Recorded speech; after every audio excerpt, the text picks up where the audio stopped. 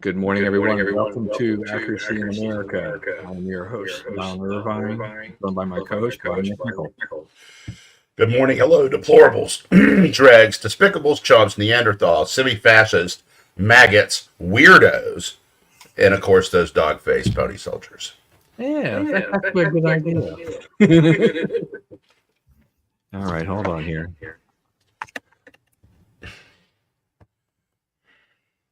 We'll add that to the people with the pink hair and the 94 tattoos and all that are calling us weirdos, which I suppose in their world that we are. Yeah, probably so. All right, so once again, viewers, I welcome any suggestions as to why I continue to get this echoey thing. I am now on an external Yeti mic, and that's still not doing it. So I've gone through the gamut, and I don't know what's going on. Maybe I need to call StreamYard, to figure out what the deal is. So thanks for bearing with me, and I'll try to talk as little as possible. All right, so you have that to look forward to. Yeah.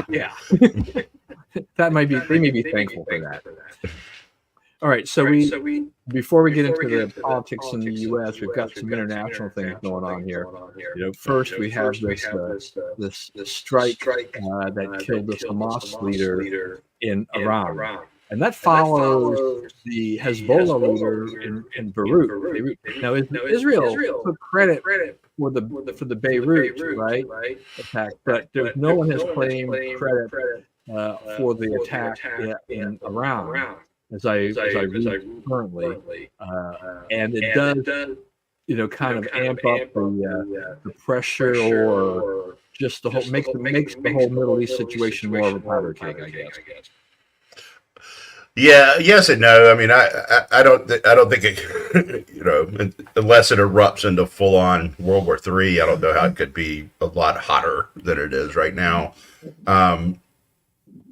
Israel's finding the guys who bring them harm, and they're imposing accountability on them. So, I'm not against it. I just thought that it was a bad. The United States has a law. We weren't supposed to assassinate people, and I see the reasoning behind it, and like it comes out of a thing that happened that shouldn't have happened. But Israel has no such law, and I think it's good. I think in their situation, taking out surgical strikes. I mean, they're under a lot of criticism for being indiscriminate in their use of force, right? And all the women and children they supposedly killed and whatnot in cleaning up the October 7 mess. So they go and they kill one guy in Lebanon, and like you say, we don't know about what happened to the guy in Iran. And so this is terrible too. Well, it's one guy who you can't argue is not responsible versus, indiscriminate killing women and children. So what do you want them to do? Because they have a job here to finish, and what they're trying to do is to make sure that they don't have to do this again for a long time. So the world wants to criticize, and I guess there was an ICC ruling last week, maybe, where they said that Israel was engaged in genocide, war crimes, or whatever. Netanyahu is a war criminal, whatnot. So they have the world is largely against them, and they have to protect their people. It's as you say, it's a tough neighborhood. Yeah, it's not like the world will really miss these people. I mean, the terrorists will miss their leader, but the rest of us are like. Okay, I think at least silently, like, good. We take out another bad guy. I mean, I always struggle with this thing about. I'm not for killing the people in general. I don't really. But on the other hand, these are people who are responsible for a lot of killing, a lot of people, and therefore, I am not going to shed any tears over the loss of these guys. Right, I'm with you. They brought a lot of misery into the world, deliberately, not accidentally. So yeah, let them do what they're gonna do. Yeah, of course, you get, the other side of it for them is just like, oh, this is terrible. I think kind of what you're alluding to, and we've got to do something about this and whatnot. But in this case, Israel did, at least with the Beirut one, it was very targeted. And we've been alive long enough to see a lot of targeted attacks during the cause of war, and this whole thing has been going on for 299, 300 days, just about. So this has been a slog that's just growing longer and longer. I mean, only right now, currently eclipsed by the 889 days of Ukraine and Russia, battling it out.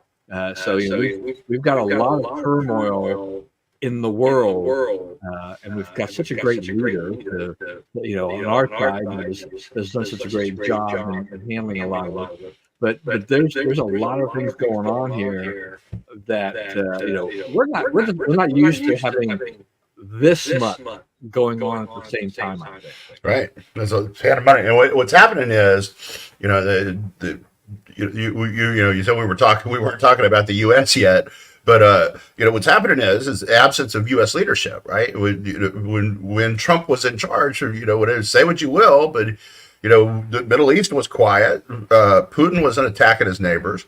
All these things that are going on now weren't going on because he had these things to handle. He had the Arabs and the Jews aligned against the true bad guys in Iran, and he had Putin in a box and afraid to move. So.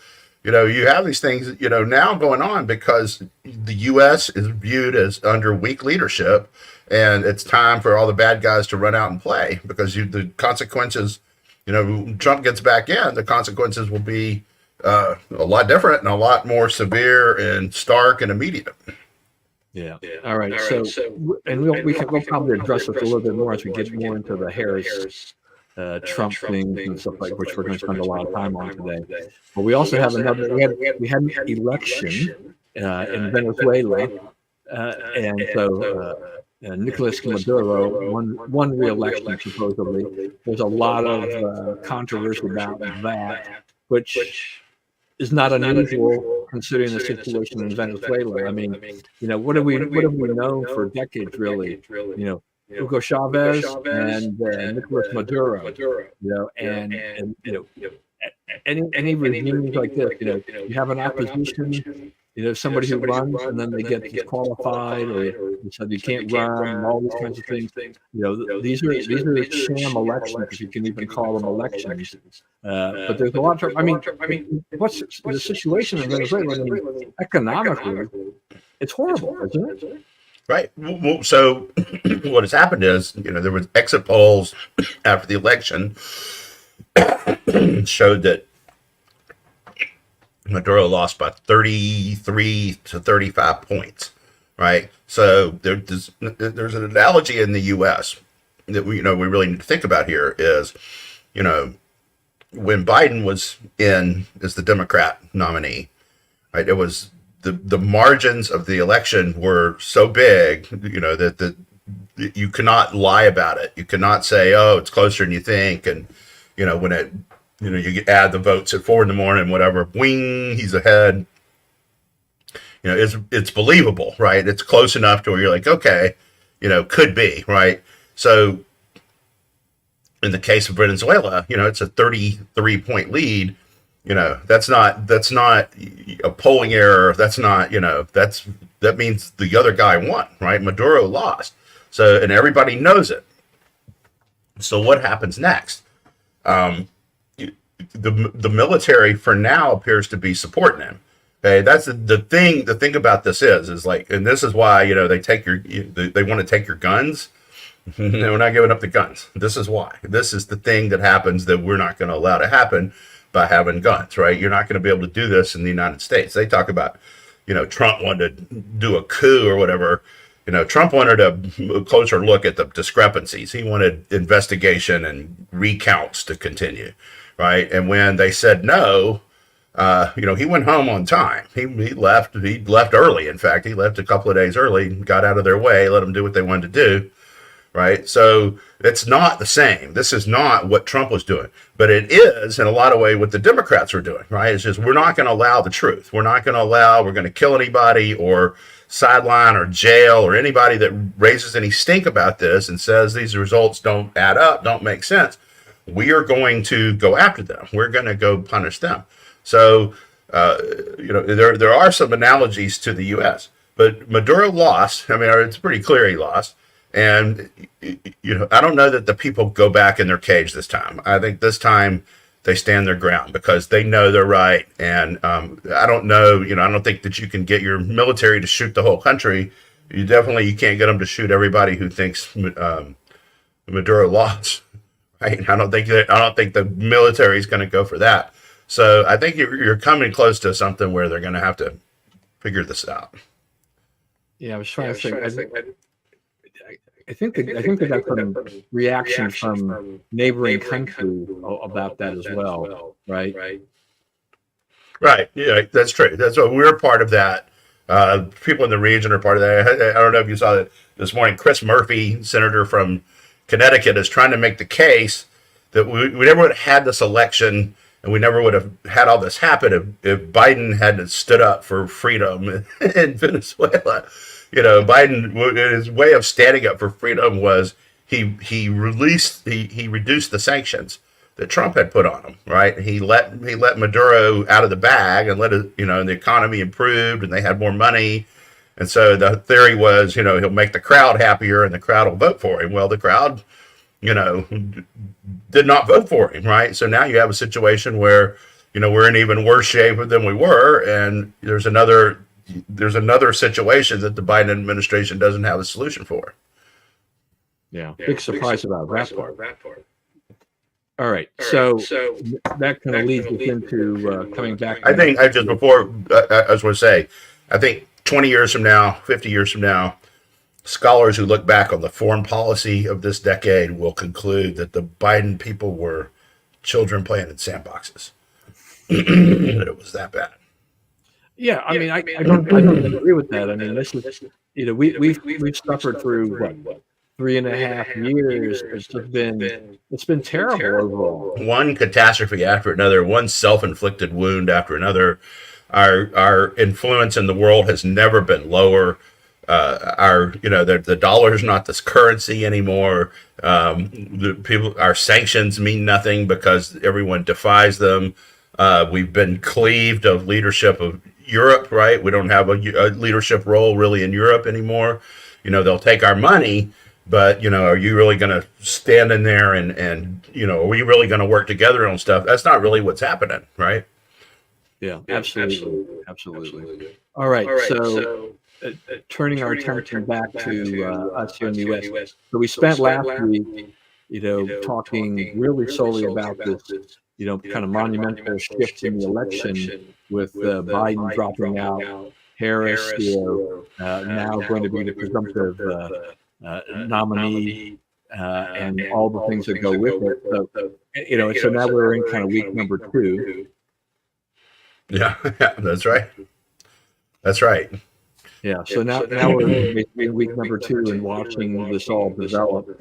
One of the things that's happened, at least initially, is I guess you could call it maybe a Harris honeymoon with the voters that are being polled. A lot of the polls are showing a tightening race. I know you watch Rasmussen. I decided to look at Real Clear Politics, and they're showing a lot of tightness. There's some races where Harris is pulled ahead, others which are now a virtual tie.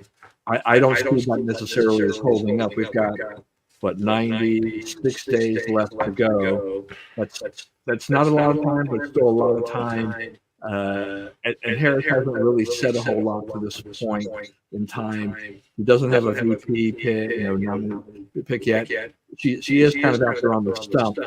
But as you added to the opening this morning, they want to label the Republicans as weird. That seems to be their watchword or their thing right now, which is I don't know. I mean, I think it's weird just to use the word weird to call it weird. I mean, I don't know.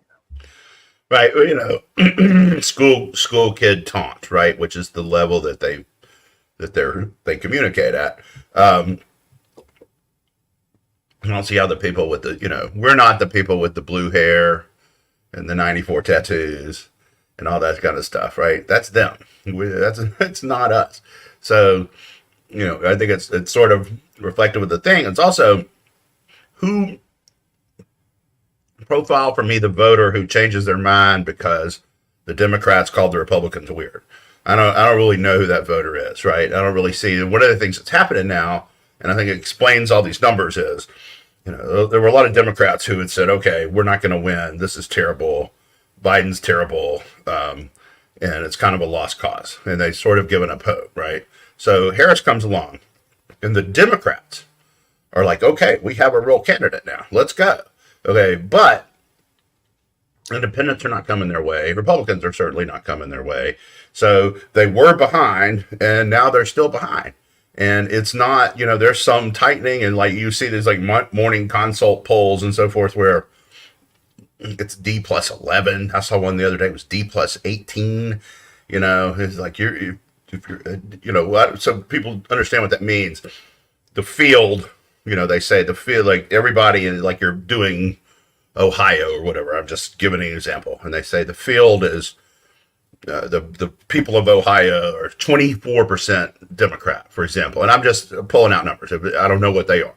But if you're in your survey, it's 38% Democrat, then that's a D plus 14 survey, right? You're not going to get a result that's reflective of the population if you have 14% more Democrats in there than are in the field, the people you're surveying. So, that's what they're doing now. There's 2 or 3 of them that are trying to do it to try to bolster her numbers and make her look strong. But, I think the morning consult was out with a bunch of them today that showed a lot of tightening, but it's D plus 9, right? So you're saying 9% more Democrats in the survey group than in the field. These things, 9% is huge. I don't think that we're to the point yet. I mean, I think, poly market is still about 2-to-1 Trump. The betting markets are still pretty much his way. RCP is Trump plus this trumpet 52, which means that, he doesn't need any of the squeeze, any of the undecideds to go his way to win. So, I see him winning right now. I don't know about the popular vote, but he will certainly win the electoral college as things stand now. I think places where it helps her, it does help her in the marginal places like Minnesota and Virginia. We were talking about big, muscling up, stretching that map and all that kind of stuff. She does put him back in the game in those places, although it may not last. I mean, the more people are going to listen to her talk, the less they're going to like her because the stuff she says doesn't make any sense. All right, here's another comment from John. Well, he did clarify that to some point. Laura Ingram, what he is saying is, it's a pretty bold claim, but what he's saying is, I really need you this time. After this time, the problems will be taken care of to the extent that it won't matter, right? Whether you're enthusiastically come out next time, won't matter, right? The foxhole is right now. So, it's a weird way to say it. And Trump has some things he says that, if you think about it, what he says is obvious, acceptable, whatever, but, it's frameable the other way.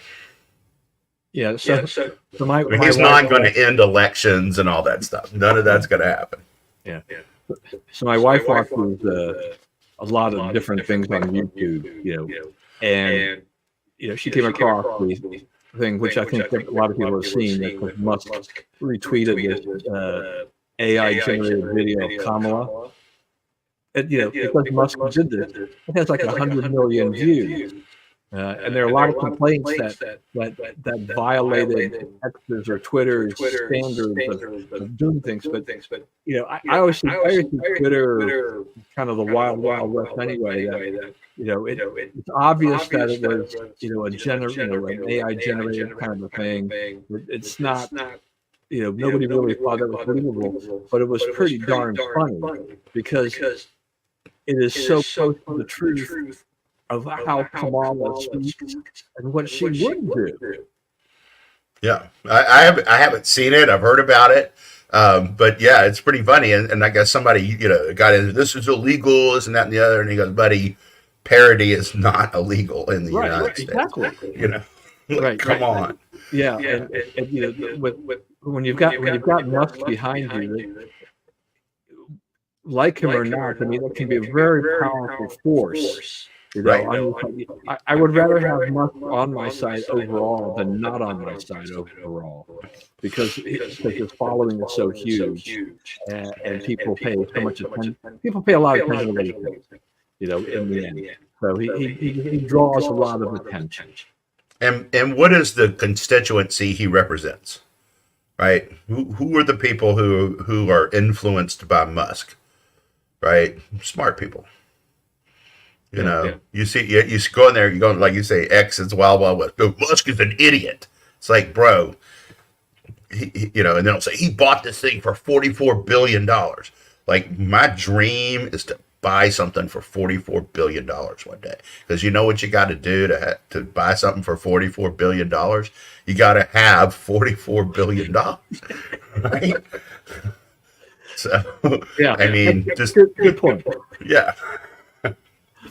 Yeah, I like the way you phrase that. It's like think about that. I mean, the overall the purchase has not been economically was not a good thing for him, but the fact of the matter is that he was able to put the money together to buy it. How many people can say that they can do that? That's right. Not a lot. Not a lot. Like it's count them on one hand. Yeah, so he did that, and so if you want to buy Twitter, you could have bought Twitter. I mean, that's right. It was for sale. It was out there. Yeah, so, and what a good thing that he did, right? Because the our side of the story gets told, and it can't be ignored, and it gets told. It doesn't just get told; it gets told to the media people, right? Because what leftists are still on Twitter, the media, right? So and all the little Biden puppets, all their little drones that they send out to put internet copy on there. They're on Twitter. They can't get away from it, so they have to see your message. So one of my concerns with this campaign right now is, I realize, like I said before, there's a honeymoon period here with Kamala and the Democrat. There's a lot of relief. Right? The stock market talks about things in terms of like a relief rally. When things there's people, the market makers and traders are like, oh well, we're glad these earnings or the economy wasn't that bad, so that it kind of bounces back, at least temporarily. So I kind of compare that to things like that. You have these dead cat bounces, all these kind of things that happen in the world, but it does seem to a certain extent that even though that Trump ran and beat Hillary in 2016, right, and so he's faced a woman before, I don't know. I just get a little feeling right now that even if they knew that this was probably coming, I'm not sure that they were really prepared for it. I don't know. I mean, I don't. The way they've approached the campaign so far, I don't know if they've done it really well strategically, because I think the name calling, calling her dumb, calling her husband a bad Jew or stuff like that. I think some of this stuff should not have been kind of typical Trump. We would have been better if he had not said those types of things. Focus once again on the issues. You focus on the issues. You focus on how she's done on the border. You focus on the fact that she's tied to all the Biden policies. That's what will win this election. name calling like that. It doesn't really win him voters. On the fringes, it probably loses him some. The Frank Luntz did a focus group, what the issues that are working against her are. She knew Joe was senile and didn't say anything, and the 92% staff turnover. Those are the two biggest. And I think that they should say she can't manage.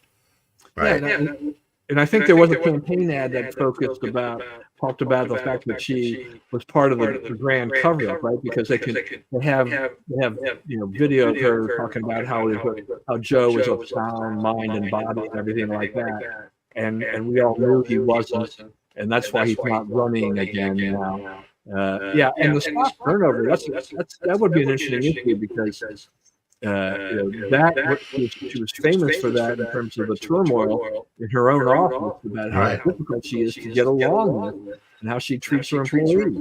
So that's an interesting issue there too.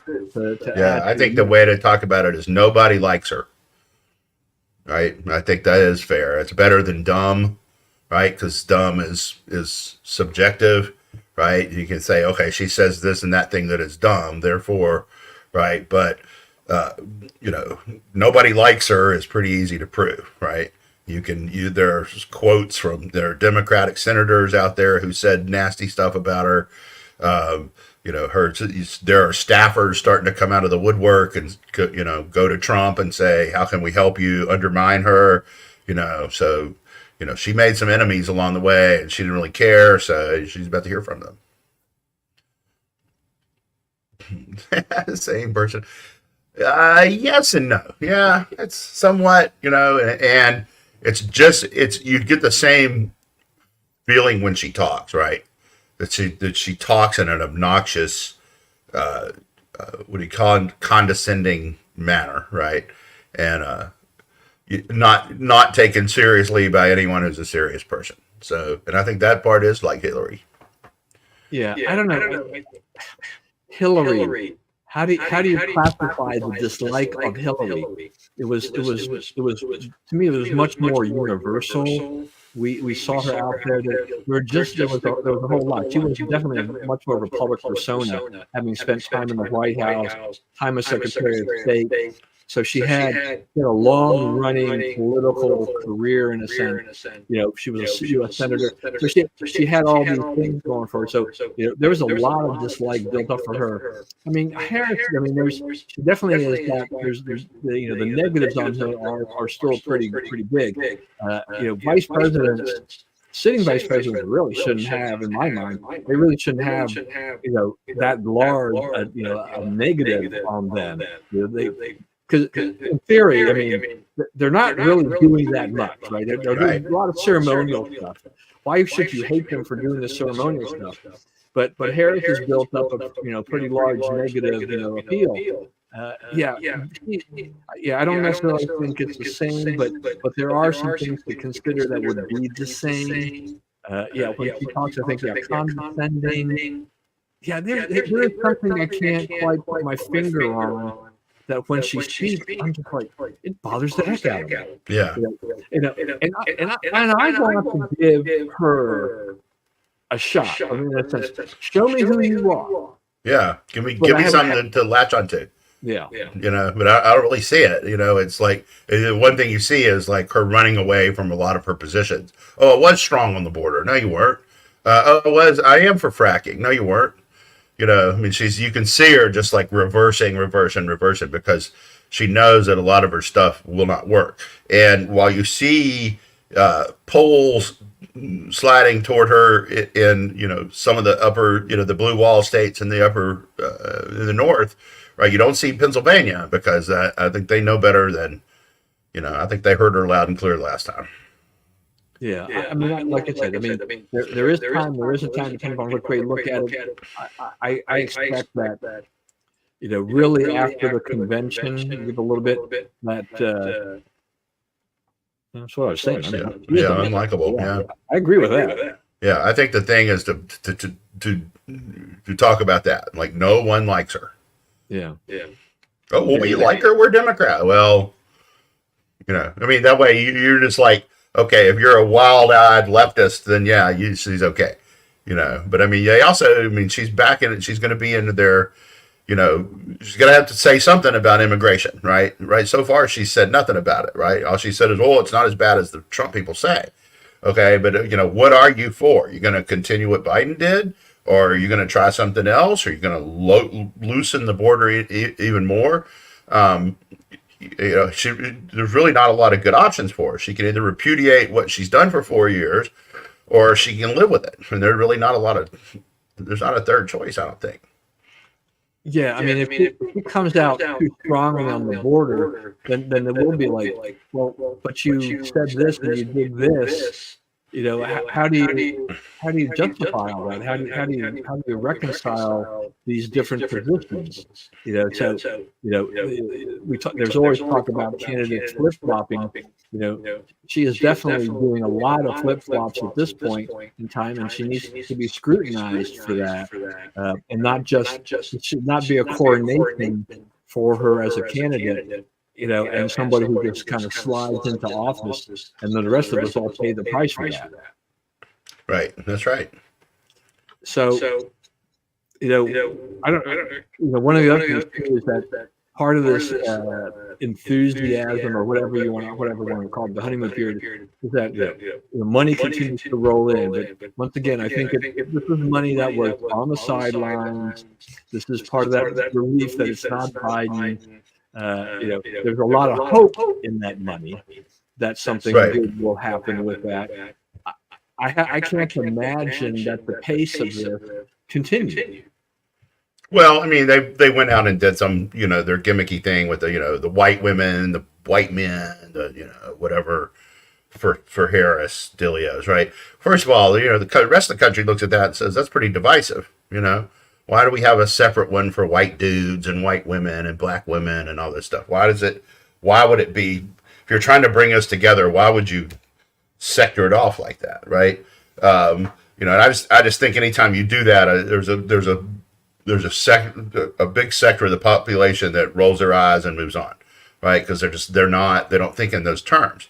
You know, second of all, that's like you say, there's a lot of hope behind that money. Once that hope starts meeting the reality of, you know, Trump was ahead. He was fundamentally ahead. He's still ahead. Then it's you know, then you're like, oh wow, we did all this stuff and we really haven't changed the situation. And the more people like about her, the more people learn about her, the less they're going to like. You know, this is the high moment of her campaign. This is their moment in the sun right now. Yeah, I mean, I'm almost. Well, I know I'm going to be cringing, you know, as we're 3 weeks away from when she addresses the Democratic National Convention. I just don't know. I mean, that's supposed to be going to be a big highlight for her, you know, in her life and her career. But I don't know that she's going to be able to convince anybody but loyal Democrats that she's the one. You know, right. That's right. I think the cross-party appeal is, you know, it's an illusion, right? You know, there's a few Adam Kinzingers in every crowd, but you know, I think the idea that she's going to bring the country together in any meaningful way, you know, I think Trump is actually a stronger candidate on getting people who are not traditional Republicans to vote Republican than she is at getting non-traditional Democrats to vote Democrat. So I could be wrong, but I think that's the way that's going to end up being. Yeah, and I don't. You know, I mean, we like in 2020, you know, we've said time and time again. I mean, it was more of an election of, you know, Joe Biden wasn't Donald Trump. You know, it was a lot of hatred of Donald Trump, and thanks to COVID, you know, Biden could basically hide, you know, in his home, in his basement, whatever. So they didn't. You know, there was not a lot of traditional campaigning of any kind. So it was a very unusual election in that sense. This time around, this is not necessarily going to be like, you know, would you vote for Kamala because she's not Donald Trump? Right. I don't think so. Yeah, I don't think that's really there. And you know, they're going to try to hide her as well as they can too. Right? She's not sat for a serious interview since all this happened, and you know, she's unlikely to sit for one between now and the convention. Right?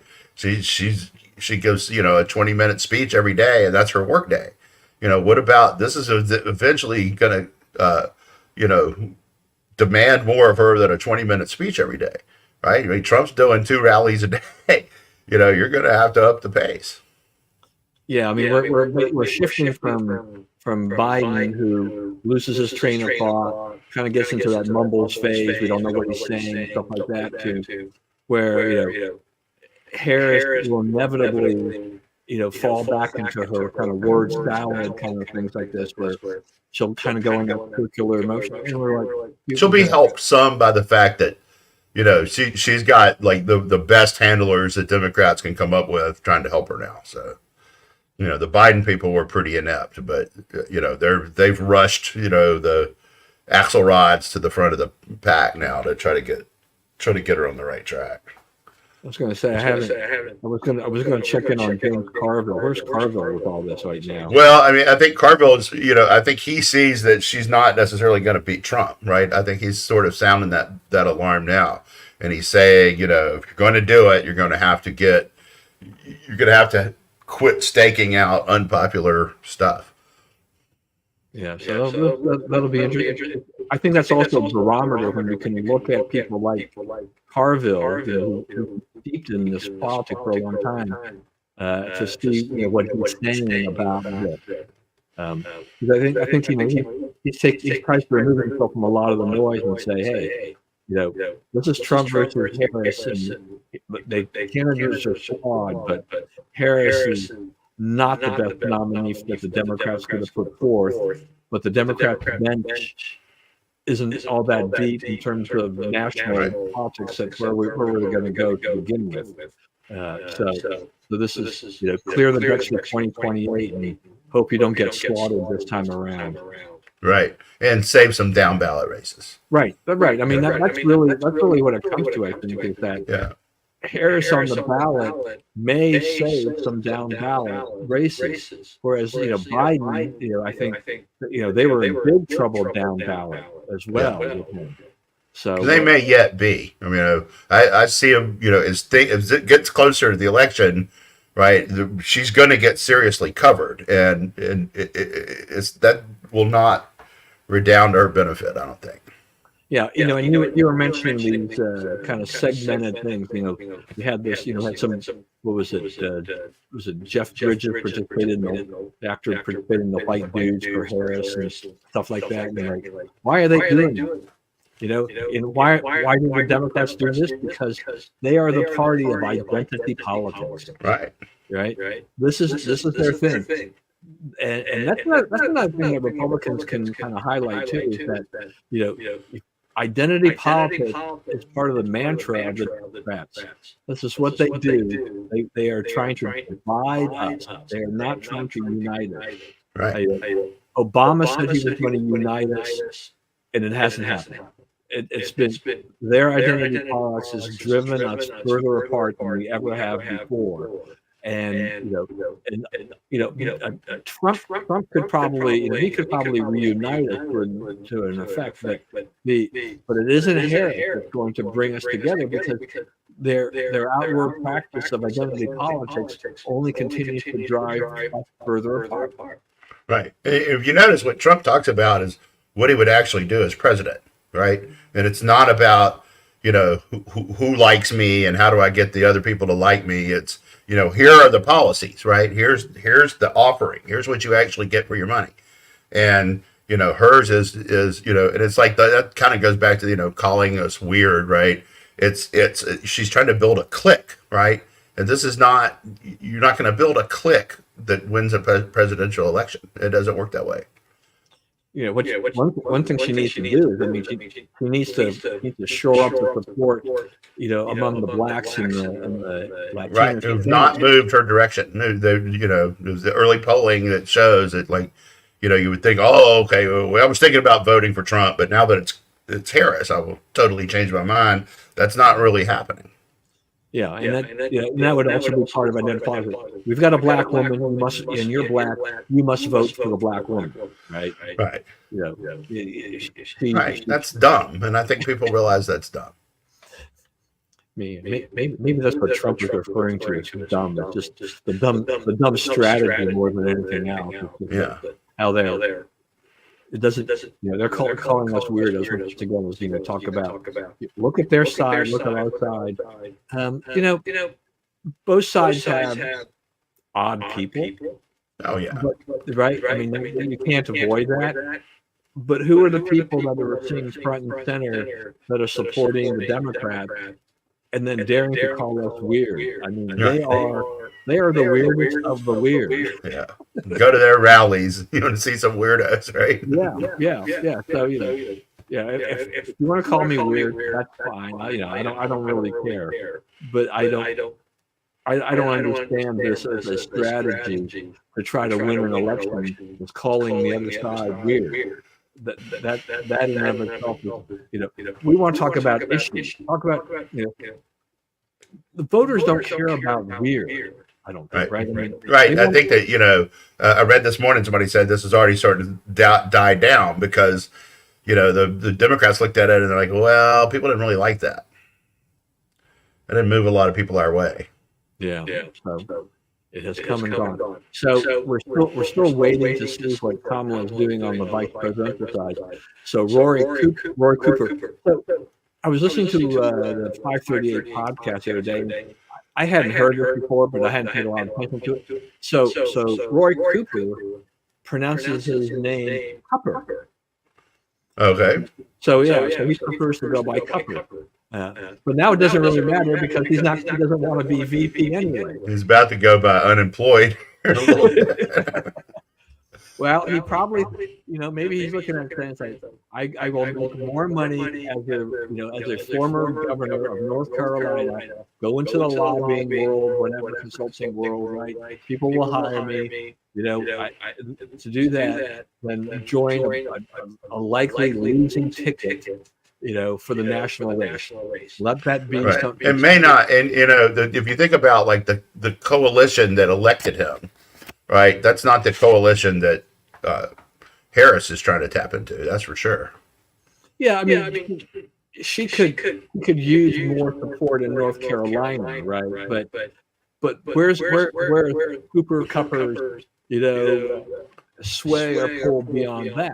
So then what does he bring to the ticket? It's getting harder to figure out exactly what you want in a VP, and who's that perfect ideal person. Right. Because it's like the thing about, you're going to help me with some state or the other. Not really anymore. Right. These things are national. Everybody knows everybody. On the margins, maybe, so like Trump, the Trump people say, and with some accuracy, that, Vance helps them in the upper Midwest. Right. And, he's a working class guy and, hillbilly elegy and all that kind of stuff. But it's not, he was already going to win Ohio, right? I mean, Biden was barely on the ballot in Ohio. So it's not delivering a state anymore. It's more like delivering a constituency, right? You're the kind of voters who support this guy, we want to add to our coalition. Okay, so she's not. So who's available to her now? Shapiro, which is a problem because he's Jewish. I mean, she said a bunch of stuff, about where she is on Israel and so forth. That it's going to be hard to walk back, and it's going to be hard to fit him under that tent. Newsom said no. A bunch of them have said no, right? And I guess Tim Walz is just groveling for it, right? Governor of Minnesota. He's just going around saying every pro-Kamala thing he can think of to try to get on the ballot. It's really kind of, he's kind of pathetic. I don't know if they can, somebody's tongue's hanging out that far. I don't know if you can really do that in politics because it's dangerous, right? So I don't know. I mean, I don't know what they're going to do. My guess right now is it will be Walz. Yeah, I agree with on the constituency thing because look at the Republicans in particular, who they picked as VP, candidates. It wasn't Paul Ryan, Mike Pence, these guys, they weren't picked because they were going to bring in the state. They were there to bring in a constituency, right? Right. The people who didn't see Romney as conservative enough, that type of thing. The people who didn't see Trump as conservative. You find a good, solid, person who's in a conservative field. I'm still, I think Palin was she really an atrocity by a terrible candidate. Yeah, terrible candidate made a terrible decision. End of story. Yeah, right. I mean, at first, I still remember that night with Palin, and at first I thought, oh, well, okay, this is kind of, maybe this works and stuff like that, but it quickly unraveled, I think, Right. And so that was then just doomed the ticket at that point in time. But yeah, I think and with Vance, it's now more. He looks at a young guy who will continue the MAGA legacy. He's got a lot of other interesting things, like you said, the whole working class guy. He is kind of he's a union kind of guy. He has he's been involved in venture capital in California. So he's had his hands in a lot of different things. Yeah, he's also married to one woman, has kids, does the whole pro-family stuff, which Trump believes in and talks about. But he's been married 3 times. His personal life is kind of messy, so it's kind of hard to. I do think it's interesting though. Just someone brought it up this morning talking about Trump's wife is buried on one of his on the golf course right at Bedminster. Ivanka, what was her name? What was the first one? Ivanka something. Well. Yeah, it's almost the same as his daughter. His daughter is Ivanka, so then she was like Ivana or something. Anyway. Ivana, right. So, and Marla Maples has offered to help him. So, the other 2 wives, they got along with Trump, even after they were the messy divorce and the, unfaithfulness in the marriage and so forth. So, he's doing something that, like, as a person, that these people, they don't come away hating him, So I think that's interesting. As far as Vance wants to hang the intellectual meat on the bones of MAGA, right? He wants to come along and make this a governing philosophy that endures. Right, and sort of write a guidebook for it, right? It's sort of like, if you're MAGA, these are the things you're for, these are the changes you're trying to bring about, so forth, and get MAGA on the same page. Because one criticism that is fair of it is that the definition is loose, right? They don't have discipline in terms of the definition of MAGA. Right, so if you don't have it nailed down, then who nails it down? Your enemy, right? So I think Vance's goal is to come out of this with a mandate for leadership type of publication that's MAGA, that's not Heritage or anybody else, but that is the intellectual underpinnings of MAGA. So it'll be, I know there's people out there going, what intellectual? But there is a lot. There is a way of doing things that is very different from, or somewhat different from traditional conservatism. Like, tariffs aren't automatically a bad word, to MAGA. It's been used effectively. You go back and look at what Kevin Hassett has said about that, AEI. He worked for Trump, and he's like, I was a full-on free marketer. I hate tariffs in every form. And Trump convinced me to try it, and I tried it, and I have to admit he was right. So they do have, that is a way to govern, and that is a way of getting your way, exerting power on the world stage, that we should not be doctrinaire and necessarily, reject out of hand, right? The tariff itself may not be, poison. Yeah, I mean, I think you're going to have to, like everything else, you've got to be very careful with the tariffs, because where it plays into inflation and things like that. If they're trying to really get that inflation back down, how will tariffs play a part in that? If you have tariffs that are too high on certain goods. Well, I mean, Trump put them all on there, and he finished office with 1.4% inflation. So it can work, right? Not necessarily will work, but it can work. Yeah, my question will be that we now have a lot of tariffs in place. Still, I mean, Biden didn't, he kept a lot of those tariffs in place, and he's proposed other tariffs as well. So if Trump gets back into office, you know, since inflation is once again, as they say, it's cooling. But it's still high. Higher than where it was when Trump left office. Will Trump be able to use the levers of tariffs and drive inflation down from the levels now? That's it's one thing. It's one thing when you've had low inflation, maybe it pops up a little bit under the administration, but you still leave with very reasonable inflation. Now you've got higher inflation. You're trying to drive it back down. Our tariffs are minus.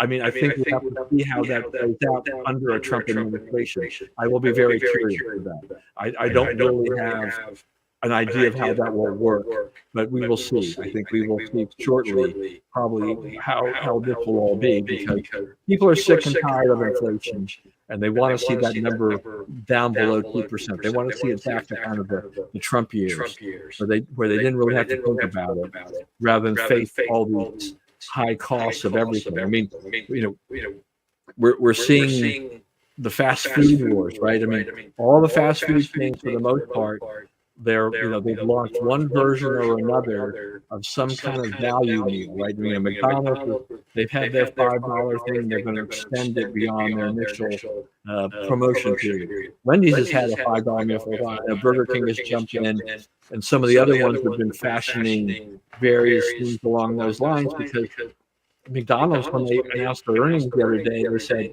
the consumer is getting weary. They're tired of paying these higher prices, so they're trying to find a way of putting out a product, feeding people, where they can still make a profit, and the franchise can still make a profit. But it doesn't get to the $15 headline Big Macs or whatever going around, which is regional. A lot of that stuff is regional. But of course, Gavin Newsom hasn't helped things in California with his mandated $20 minimum wage, hour minimum wage that has forced cutbacks and all kinds of things. One thing you can count on is that there are going to be fewer jobs in the fast food industry as they combat all this between inflation, in general, and then wage inflation that's been mandated in the blue states. AI will continue to take over.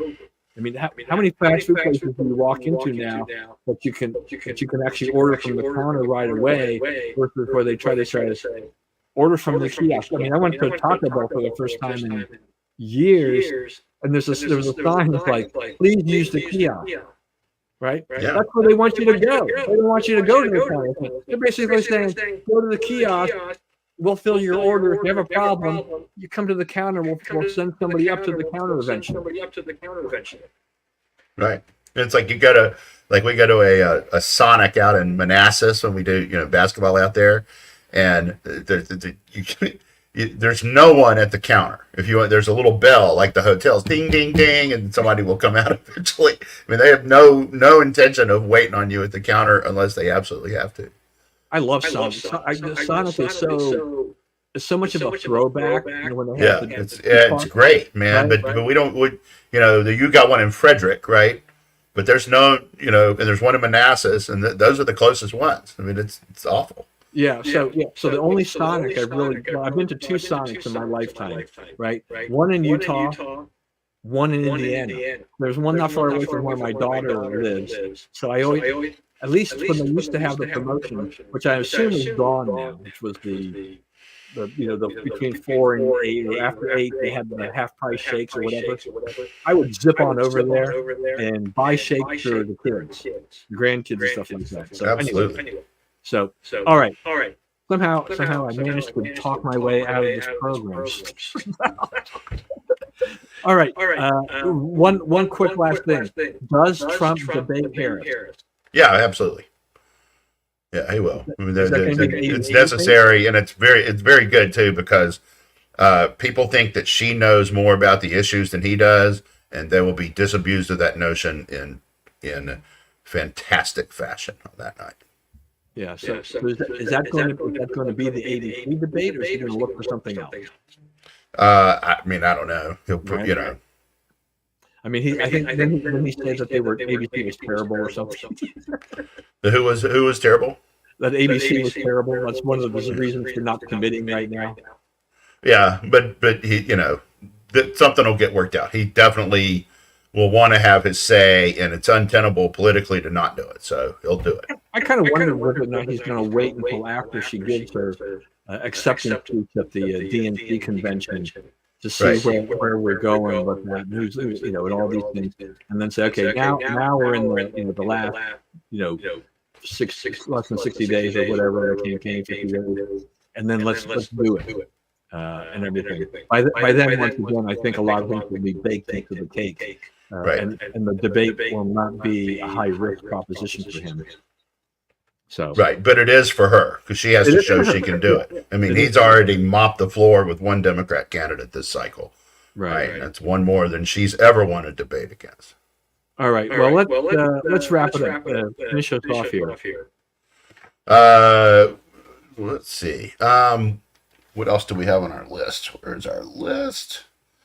Paris opening ceremonies. So, you know, that didn't go well. So they mocked the Last Supper, and they claimed it was Dionysus or some kind of Dionysus or whatever, and, you know, which was an obvious lie, and they got exposed on that. And, you know, but you can see all the like little liberal turtles came out and said, yes, that was Dionysus. Don't you know your literature, right? You don't know yours either, right? Because, you know, they took iconic photos of, you know, the Last Supper and mocked that, right? So it's like, it's not a question of what they did or how or why they did it. It's, you know, just a question of what you're willing to admit. So that is one thing that they should have done. The other thing is, national debt hit 35 trillion. By my, you know, Trump added what, 7 trillion to the debt, and it was 29 trillion when he started.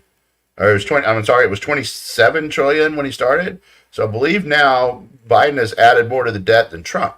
I wonder if you will read that in the paper anywhere. I don't think that you will.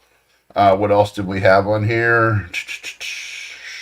The other thing with that is that whether or not it's the national debt or whether or not it's the budget deficit, we don't hear a peep out of the Democrats anymore. You know, for a while there, Biden was saying that how he lowered, you know, the deficit. They don't talk about it. Right. It's because it's they've totally outspent Trump, right? And for I mean, Trump was trying to fight a pandemic. They're trying to clean up their own messes. So that's what I have. All right. Yeah. So I just want to say, you know, for the Olympics, I tune in every once in a while, streaming on Peacock. I was thinking the other day how interesting it is to watch these Olympics because, you know, once again, we have another Olympics without an official team from Russia. You know, and there was an article the other day, I think in the journal, that, you know, they can be represented. I mean, they can, I guess, be from Belarus and other things. That they have to swear that they're not supporting Russia, the war in Ukraine, that kind of stuff like that to compete, but they don't get flagged and things like that. But a lot of Russian athletes are in the Olympics, just not as officially as Russia. I'm good with that. You know, it's not their fault. But it's a very different Olympics than, you know, than I was used to in the past, where the Russia and the U.S. are always battling. Our best competition. Yeah. So it's a very changed setting. But we have a lot of great athletes participating for the U.S. this year. So go Team USA. Yeah, won the gold in women's gymnastics. Houston's Simone Biles leading the way. So yeah, the first gymnastics medal for the men since 2008. Yeah, and even the women, the rugby sevens, they won a medal as time expired. Just wild stuff going on. We love it. Olympics are great. I mean, it's watching the world there. It's wonderful. So anyway, thanks everyone for joining us. Hope you thought it was useful and fun and entertaining. As always, please stay safe and stay well. Remember, you live in the greatest country in the world. Do not let anyone tell you otherwise. And God bless America, and we will see you again next week.